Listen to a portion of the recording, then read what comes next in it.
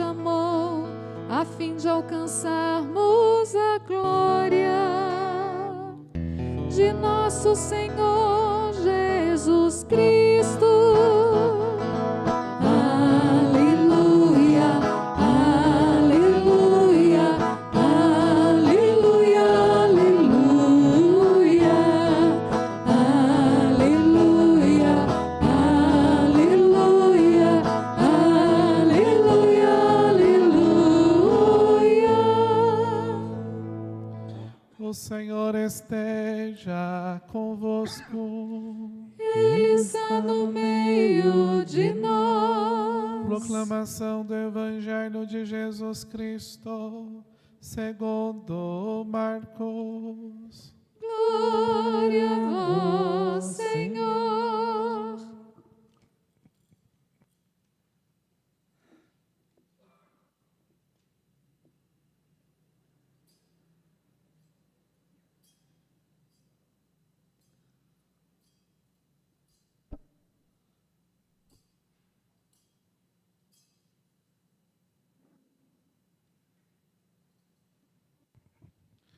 Naquele tempo, Jesus e seus discípulos atravessavam a Galiléia. Ele não queria que ninguém soubesse disso, pois estava ensinando a seus discípulos. E dizia-lhes: o Filho do Homem vai ser entregue nas mãos dos homens, e eles o matarão, mas 3 dias após a sua morte ele ressuscitará. Os discípulos, porém, não compreendiam estas palavras e tinham medo de perguntar. Eles chegaram a Cafarnaum. Estando em casa, Jesus perguntou-lhes: o que discutíeis pelo caminho? Eles, porém, ficaram calados, pois pelo caminho tinham discutido quem era o maior. Jesus sentou-se, chamou os 12 e lhes disse: se alguém quiser ser o primeiro, que seja o último de todos e aquele que serve a todos. Em seguida, pegou uma criança, colocou-a no meio deles e, abraçando-a, disse: quem acolher em meu nome uma destas crianças, é a mim que está acolhendo. E quem me acolher está acolhendo não a mim, mas àquele que me enviou. Palavra da salvação. Glória a vós, Senhor. Podemos sentar um instante. Deixa a luz do céu entrar. Deixa a luz do céu entrar. Abre bem as portas do teu coração e deixa a luz do céu entrar. O evangelho que nós escutamos é facilmente percebido 2 partes neles. A continuação, do que nós ouvimos domingo passado. A primeira parte fala do segundo anúncio que Jesus fala a respeito da sua paixão. O primeiro nós ouvimos no domingo passado. São 3 anúncios, em momentos e ocasiões diferentes. A segunda parte, Jesus ensina os seus discípulos, a partir de um comportamento deles, sobre quem é o maior, quem seria o maior entre eles. Entrando dentro do Evangelho, nós vimos esse segundo anúncio, e aqui vale a pena frisar, porque as 2 coisas têm conexões, é que aquilo que Jesus anuncia, ou torna claro, cada vez mais explícito aos seus apóstolos, vai totalmente na contramão da mentalidade judaica daquela época. Na concepção deles, como falei no domingo passado, eles esperam que o Messias, conforme promessa, que era descendente de Davi, ele viria para libertar as pessoas. Então, obviamente, eles associavam o Messias ao próprio Davi. Davi, se você leu um pouco ali a Bíblia, você vai ver que Davi, o ungido do Senhor, governou Israel, mas com muitas incursões militares. Venceu muitos povos, levou a honra de Israel e a glória de Yahvé. Passava lá anátema, né, a fio da espada, quando você chegava, vencia, matava todo mundo, né? E ali, às vezes, colocava o pé em cima da cabeça do rei vencido, né? Como o Salmo 2 retrata, né? Como escabelo por debaixo dos seus pés, né? Sinal de dominação total. Na cabeça deles, como é possível a gente, sob o comando de Roma, via alguém que vai nos libertar, o Messias que nós esperamos, de repente começa uma história que vai ser preso, que vai morrer. Como que ele vai libertar a gente morrendo, sofrendo? Nós queremos alguém que ataque, né? Que ganhe terreno, né? Que faça seus inimigos gemer, que liberte. Aí vem alguém e fala que vai morrer, vai ser preso. Por isso que São Paulo vai dizer que a cruz, ela é escândalo para os judeus e é loucura para os gregos. Não dá para entender, né? Não dá para entender. E aí a gente vê nessa ideia deles, o Messias então é um fracassado, esse aí que está dizendo que vai nos salvar? Se nós atualizarmos, nós vamos ver que isso está muito presente em nós. Quantos aqui viveram momentos de cruzes, né, de sofrimento, dificuldade, e aí acharam que tinham fracassado, né? Porque não produziram resultados, né? Porque a sociedade hoje cobra resultados, né? Você tem que ser o melhor, você tem que ser o mais eficiente, né?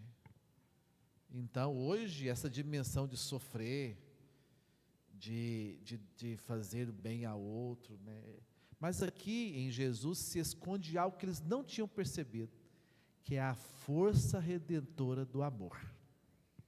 Não há maior amor do que aquele que dá a vida. Então nós temos no primeiro momento um choque de mentalidade.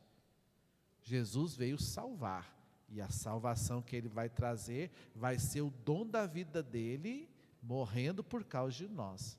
Não é matando os outros, não, como eles esperavam que ia acontecer. No segundo momento, nós temos Jesus aí saindo da Galiléia, passeando ali para chegar em Cafarnaum, e aí ele senta como aquele que ensina e pergunta aos seus discípulos: o que vocês estavam discutindo no caminho? Ficaram com vergonha e não falaram. Mas qual que era o assunto? Qual deles é o maior? Imagina João Evangelista falando assim, ó, eu sou o discípulo amado, né? Pedro dizer, não, eu sou maior, porque eu sou a pedra, né? Eu sou o primeiro. Não, eu sou maior, porque eu expulsei demônio, sei lá, porque eu fiz cura, porque eu estou entre aqueles que eu sempre chamo reservado para ir com ele em algum lugar. Sim, nós dois. Então Jesus mostra que também isso tem um outro choque de mentalidade. Na concepção deles, já seguindo Jesus Cristo, eles estão entendendo que nessa relação com Jesus, ou com o poder que eles participam ao seguir Jesus, eles começam então a hierarquizar por poder. Ou seja, eu sou maior porque eu ocupo tal cargo, porque Deus, Jesus me trata assim, e não é essa lógica que Jesus quer dizer. A lógica do Evangelho é outra.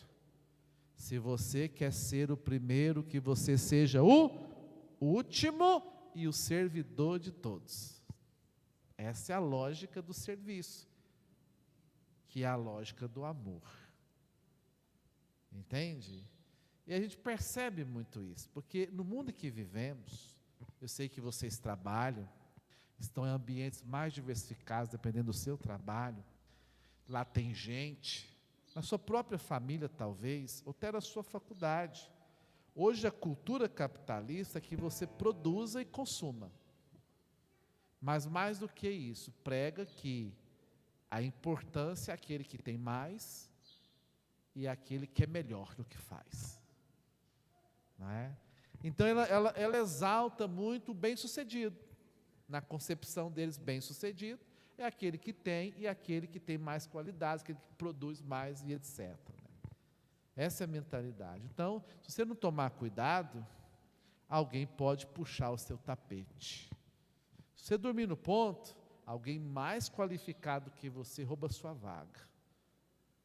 Se você não produzir, então você não está de acordo com a norma da empresa, né? E nossas relações também é assim, não é? A gente já vai criando os filhos, você tem que estudar, porque você tem que tirar uma nota muito boa, sempre 10, porque você tem que fazer uma faculdade, senão você não entra, e a pessoa, e aí, é aquele, né? Você vive para isso, então, é criado, nós somos educados para o mercado. Nós não somos educados para a vida. Nós somos educados para o consumismo. Pergunta uma criança que ela quer ser: médico, advogado, engenheiro, porque acha que ganha mais. Os pais estão nessa índole. Quem quer casar, não, primeiro tem que tomar um emprego, trabalhar, comprar uma casa, depois casar. Aí ela faz tudo isso, e depois casa e não consegue ter filho, porque tem 35 anos. Então, o que eu quero dizer, não que seja errado se ter uma casa, estou dizendo que primeiro vem o econômico, depois a vida, depois a relação, né? Porque o mundo capitalista é assim. E mais ainda, outro problema sério, que a segunda leitura nos resgata, que nós, nessa questão do pecado, a leitura vai dizer, por causa das paixões, da divisão interna em nós, é que começa a aparecer a rivalidade, o ciúme, a inveja, eu poderia acrescentar a maledicência, a fofoca, e etc. Porque a gente tem uma mania muito feia de se comparar aos outros. Quando você compara o outro, o que pode acontecer? Eu tenho que ser melhor que ela. Ou, tadinho de mim, eu sou inferior a ela. Então começa a rivalidade. Ou a inveja, aquele sentimento de tristeza porque o outro está se dando bem. Seja porque está ganhando coisa, seja porque está mais feliz. Aí você fica triste com a alegria do outro, inveja. Inveja não é cobiça, inveja é sentimento de tristeza, incapacidade de se alegrar com o outro. Aí você começa a comparar, e aí você começa a medir o outro com a sua régua, como se você fosse Deus. Mas é, abre aspas, merda também. Mas começamos a medir, a ver no outro está fazendo errado, às vezes está mesmo, a ver no outro, você viu como é que ele foi capaz, não tem juízo. Como se a gente fosse assim, tudo perfeito, completo. Aí nós começamos a criticar, aí nós começamos a falar mal, nós começamos a pegar as coisas e passar para frente, aí começa a girar entre nós um ambiente que não tem nada a ver com amor, que na segunda leitura fala de sabedoria. A sabedoria que ela é paciente, a sabedoria ela suporta, depois você lê a segunda leitura com mais calma. Porque as pessoas não vivem pensando no céu, elas vivem por causa daqui. E aqui é uma disputa canseira. Então, se você não tomar cuidado, você está fora. E você é deixado para lá, desprezado, né? A gente tem uma régua para medir. E a gente vai percebendo, então, na nossa relação com o outro, que falta isso. Essa lógica que confrontou. Os próprios discípulos de Jesus estavam ali disputando, vendo quem era o maior. Espera aí, não é essa a lógica. Ele não só explica, como ele dá um exemplo. Ele pega uma criança e traz para o meio. O que é uma criança? Ah, então entendi, então tem que sair abraçando toda criança do mundo? Não, não é isso. O que significa criança? Significa o débil, o incapaz. Porque na cultura judaica, até os 12 anos, quando ele entra no processo que chama de rito de... como fala? Vai virando adolescente, rito de iniciação, onde ele começa a pertencer ao povo, onde ele começa a ler então a Torá, aprender, decorar. Então ele não é ninguém. A criança não consegue ver por si só, ela é dependente, ela é incapaz. Então quando Jesus fala, não é ser melhor, é ser o último, é aquele que serve a todos.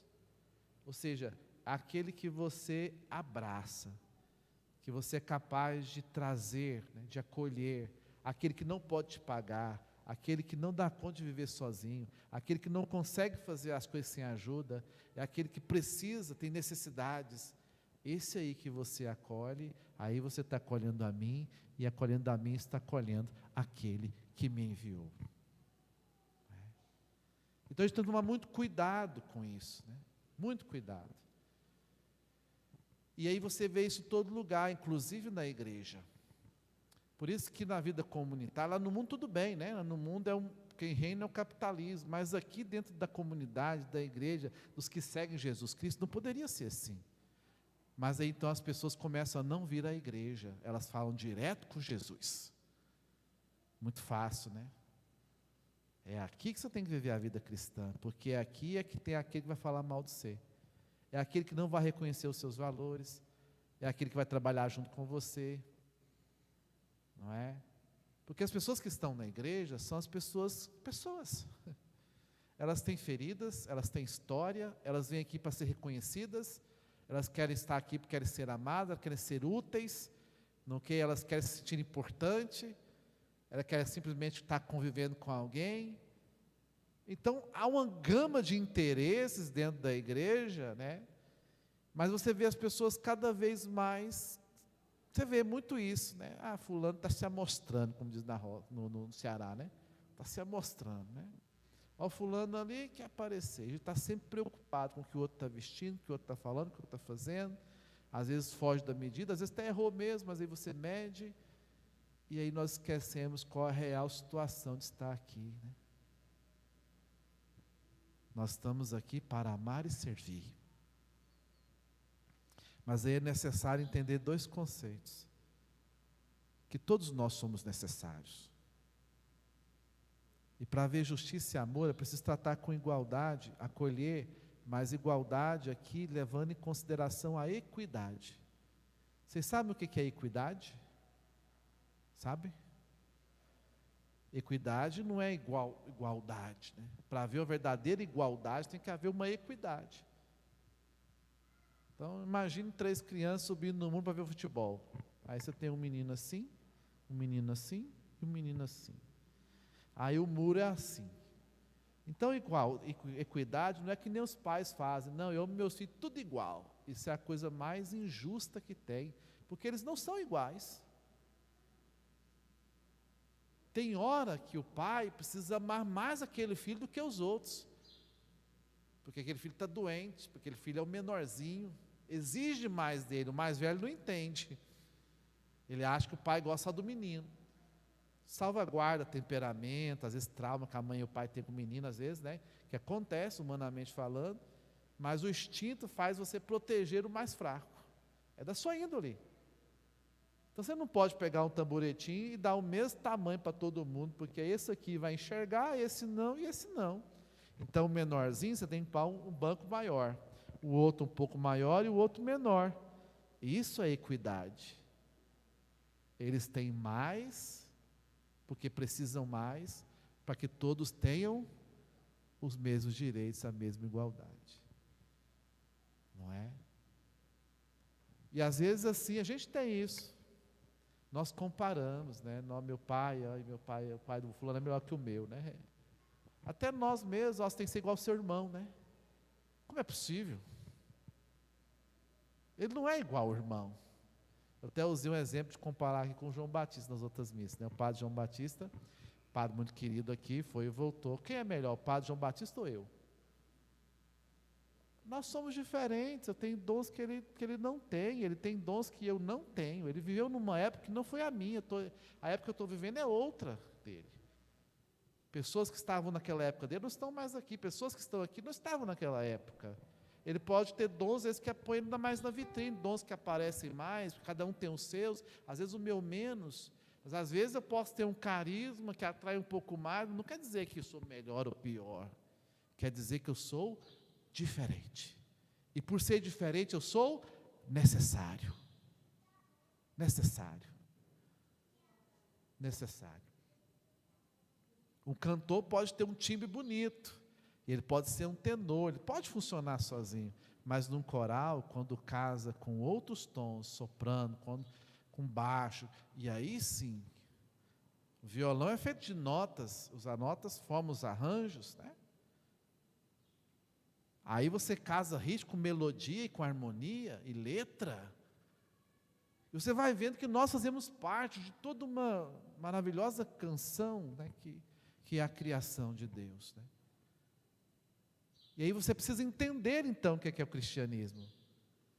E aí nós temos que perguntar se nós estamos na direção certa, se nós não estamos na contramão, que nem os discípulos de Jesus hoje. Eles estão seguindo Jesus, estão preocupados quem é o maior. E Jesus, não, você tem que preocupar de amar mais e servir melhor. Eu também falei na outra homilia de um filme, se tiver oportunidade vocês assistam, chama-se A Última Guerra. No meio dele é meio chatinho, porque é a construção de uma rodovia, mas a sinopse do filme é assim, vocês vão saber porque eu estou contando. Na Segunda Guerra Mundial, né, tem um grupo dos aliados que são presos pelo Japão. E aí, quando eles são presos, o comandante vai lá e fala assim, olha, você tem que respeitar o tratado, sei de quê, para cuidar, né, com respeito dos prisioneiros de guerra. Aí o cara vai lá e mata o chefe deles lá, e o pessoal fica revoltado com a frieza do chefe lá japonês. Eles vão lá para dentro e sofrem demais, são judiados, mas lá dentro já tinha um cara preso que começa a tratar com carinho, amor, com gestos cristãos, de dar um pouquinho da comida e tal. Aí num período lá, tem dois amigos, um tem um ódio danado, o outro também, mas esse outro aqui, ele começa a conhecer essa pessoa que já estava lá, e essa pessoa começa a ter gestos cristãos. Aí tem um momento lá que eles estavam construindo a ferrovia, e aí ele estava muito doente, aí esse cara que já estava lá, começou a tratar dele, cuidar dele, aí depois de uns 3 dias, ele foi, no momento lá, cuidando dele, desmaiou. Aí ele descobriu que o cara estava 3 dias sem comer, dando a comida dele para ele. Isso é contra a lógica. Qual que é a lógica? A lógica é eu comer, eu estou com fome. É sobrevivência. Mas o que faz uma pessoa ir contra a sua natureza por causa do outro? Isso começou a tocar o coração do cara. Aí teve um momento lá que eles fizeram um trem lá, deu uma pasada, o cara ficou aleijado. Aí descobriram esse rapaz, descobriram ele com a Bíblia cristã, e olharam um crucificado lá, uma imagem bonita, e começaram a caçoar e rir, e pegou esse cara, e fez uma cruz, e pregou ele mesmo, e colocou ele lá na cruz, e começaram a caçoar desse rapaz, aí ele morreu, e o outro ficou, né? Mas ele foi transformando a vida dele, e no final, o Japão perde a guerra, chega lá aquele tanto de carro, um monte de japonês destroçado, aí todo mundo quer acabar de matar, aí esse cara puxa um boco e vai lá e começa a cuidar das feridas de quem só maltratou eles. Que isso? Que lógica é essa? A lógica é acabar de matar os filhos da mãe? Que lógica é essa que faz eu agir contra a minha natureza? Contra a minha raiva? Contra o meu sofrimento, as minhas marcas, as minhas dores, os caras judiar de mim. Que lógica é essa? Esse filme retrata o confronto entre o Bushido e o cristianismo. Quem não sabe o que é Bushido, é um código de honra japonês. Aí o chefe já perdeu, aí o chefe general, antes de pegarem ele, aí ele vai e o ritual do Bushido, ele agacha, e pega, né, a coisa aí, porque é vergonhoso perder. E o cristianismo não. O cristianismo não mata, ele dá a vida pelo outro. Ele não fala mal, ele corrige.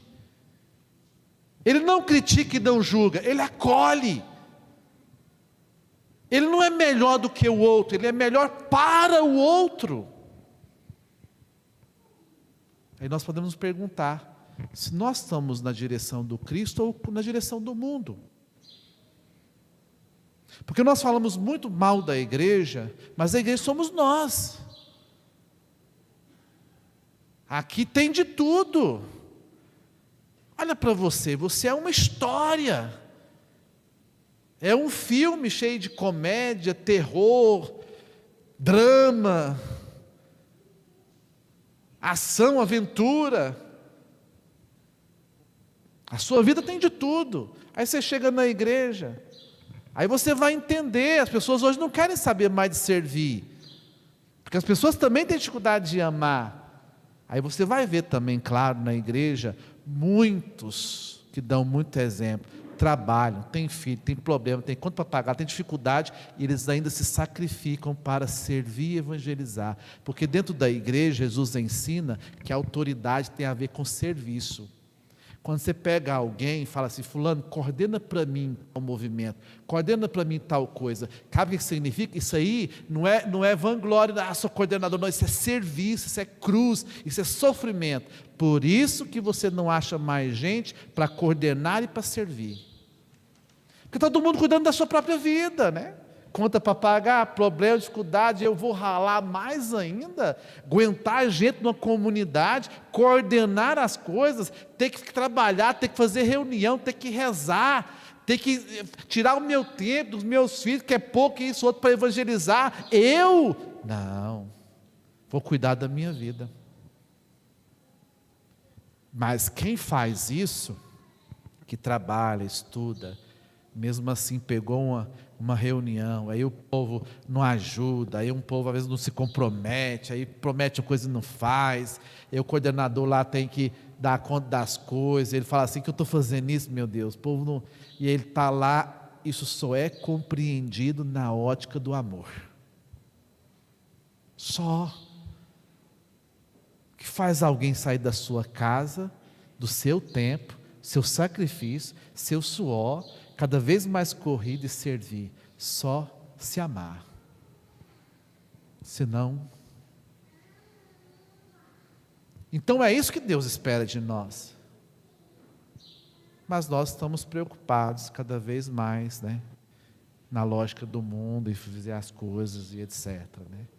O filme é baseado em fatos reais, né, mas é muito bonito te ver assim, no final, perdoar o outro, né, não entende, assim. Tem que amar muito, né? Então, queridos irmãos e irmãs, grave no seu coração, saia daqui com essa certeza, você tem o dever de ser melhor, mas não melhor do que o outro, o dever de ser melhor para o outro. E aí vem a comparação mais justa, que é aquela que você compara consigo mesmo, né? Marido e mulher, vocês são melhores hoje do que ontem? Pais, são melhores pais hoje do que ontem? Filhos, são melhores filhos do que ontem? Você tem sido um cristão melhor? Há quanto tempo você não confessa? Que motivações te trazem à missa? Você tem vindo adorar Jesus? Você tem praticado a caridade, obras de misericórdia, ajudado as pessoas? Você tem dado atenção para as pessoas? Você tem cuidado? Você tem amado Cristo a tal ponto? Tem amado cada vez mais para servir cada vez melhor? Ou você tem amado cada vez menos? Por isso que as pessoas não vêm mais à igreja. Elas falam direto com Deus, os que dizem que crê, porque realmente, é uma canseira fazer parte de paróquia. Você é convidado para doar, às vezes você não tem dinheiro, você é convidado para vender, às vezes você não tem disposição, você é convidado para servir. Ontem tinha um pessoal que sábado à noite fritando pastel. Quanta coisa não poderiam estar fazendo? Percebe que o serviço tem a ver com amor. Então Jesus mostra para nós que o segmento dele tem a ver com o jeito com que você trata o outro. A lógica de Jesus é essa, né? Quer ser o maior, seja o menor. Quer ser o primeiro, seja o último. Quer viver, tem que morrer. Quer dar fruto, tem que morrer. Quer me seguir, tem que renunciar a si mesmo e pegar a sua cruz e seguir-me. Se a gente não sabe por que faz, né?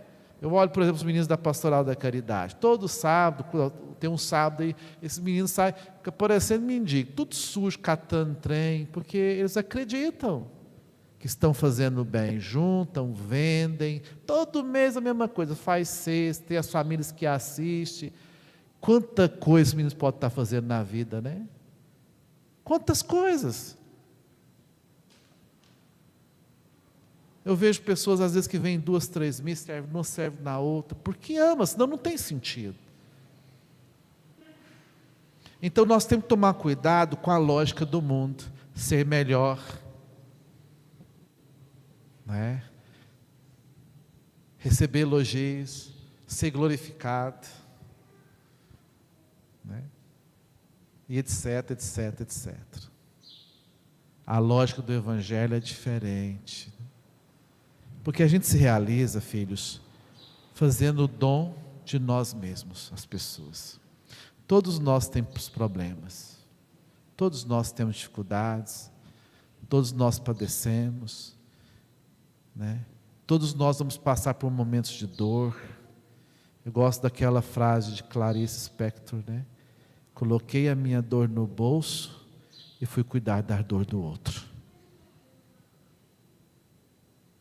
Vou esperar ficar bem para servir? Vou esperar aposentar para servir? Vou esperar ganhar dinheiro e comprar minha casa para servir? Vou esperar ficar velho para amar?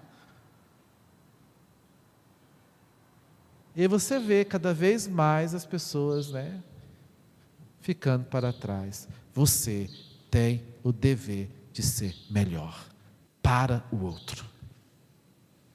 Você tem sido melhor para o outro, mas para ser melhor para o outro, você tem que ser melhor a cada dia. É um processo. E é necessária a sabedoria, né? Olhar a nossa vida, o que nos acontece, em vista da nossa salvação. Quando a gente começa, a gente cai na rivalidade, cai no ciúme, cai nessas coisaiadas, porque a gente está voltado para o nosso eu, para o nosso eu, para a nossa imagem, né?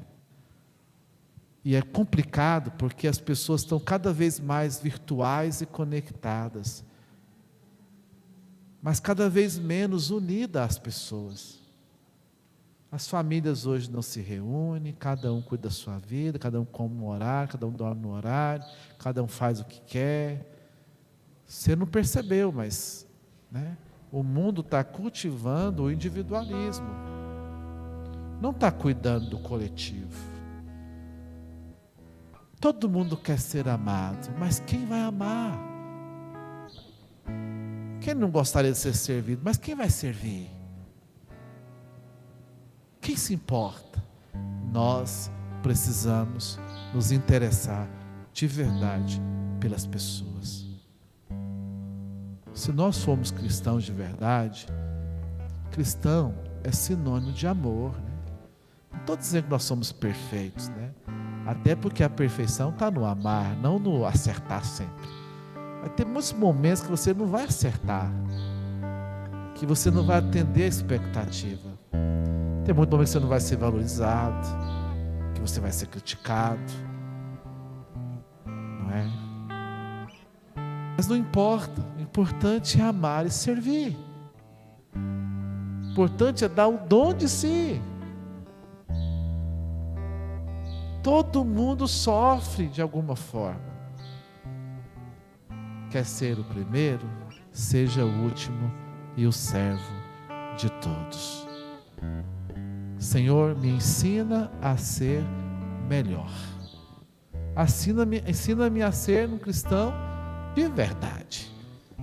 Não permita, gente, não permita essas coisas entre vós, né?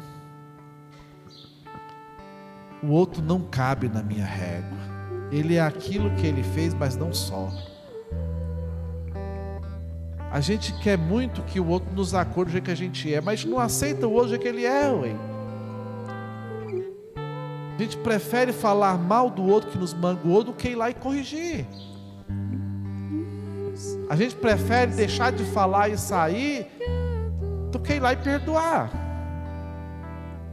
Por quê? Porque realmente é mais difícil amar, mais difícil perdoar, é mais difícil acolher, né? O que leva alguém a tirar da boca e dar para o outro? O que leva alguém a curar as feridas de quem só te machucou? O que leva alguém a não permitir falar mal do irmão, só fala mal dele? Isso é possível a um verdadeiro discípulo de Jesus, aquele que ama. A gente não pode cair no mundo, porque o mundo não ama. O mundo é interesseiro. O mundo é de utilidade. Ninguém se importa com você, só quando você é útil. E olha, gente, amar dói. Quem aqui já não deu uma fugida de alguém chato, canseira? Eu já fiz isso aí. Eu tinha uma menina nas paróquias aí, não era padre também não, mas eu vi ela e falei, nossa senhora. E conversar com ela era a mesma coisa que conversar com 20 pessoas, né? Sugava toda a minha energia. Não está bem todo dia também. Mas você tem que decidir para que direção você está indo, né? Desculpa assim dizer assim, porque às vezes o pessoal pensa que eu sou bravo, né? Mas não, né? Essa meditação eu já fiz comigo antes, né? Tem muita coisa que eu tenho que melhorar. Mas é meu dever, não como cristiano, mas como profeta, dizer para vocês, atualizar o evangelho na vida de vocês. Porque eu não sei que direção você está indo. Tem muita gente que critica, mas poucas pessoas que amam. E cada vez menos amam menos. E cada vez critica mais. Bando de gente mal amado, ferido. Prenda atenção. Uma coisa só é necessário: amar. Amar e servir. Porque no final das contas, é isso que vai advogar por você. Então feche seus olhos um pouquinho e pensa. Você hoje é melhor do que ontem? Que aspectos você não anda bem? Quanto tempo você não confessa? As pessoas ao seu redor são felizes? Se eu perguntar para o seu filho, ele vai dizer que você é o pai mais presente, a mãe mais presente, o melhor pai, a melhor mãe do mundo? Se eu perguntar para sua esposa, ela casaria com você de novo? Casaria com seu esposo de novo? Nós não somos perfeitos. Nós não vamos acertar sempre, mas nós temos o dever de ser melhor. Porque nós somos batizados, porque a graça de Deus está em nós. Bom seria se a gente errasse e a pessoa não nos julgasse, né? Mas nos acolhesse, nos ajudasse a ser melhor. É esse o ambiente que a gente precisa. Senhor, eu preciso ser melhor para o outro. Não importa o que fizeram com você, sabe? O que importa é o que você vai fazer com isso. Amar e servir. Vai repetir no seu coração isso. Amar e servir. Quem que você precisa amar que você não está amando? Quem você precisa servir melhor que você não está servindo? Você de casa que nos acompanha. Sai um pouquinho dos seus problemas, viu? Você não é a única nem o único que sofre não, viu? Põe sua dor no bolso. Vai cuidar da dor do outro. Vai te fazer um bem enorme. Amar, amar, amar e servir.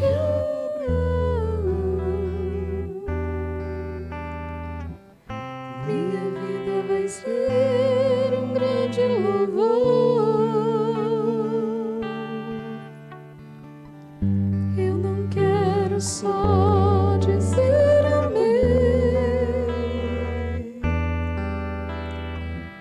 preciso mostrar com a vida que eu creio.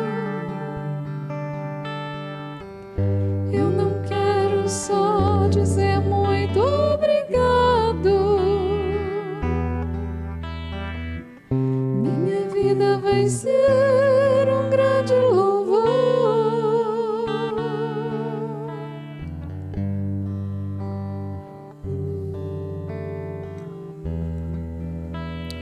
Amar mais e servir melhor.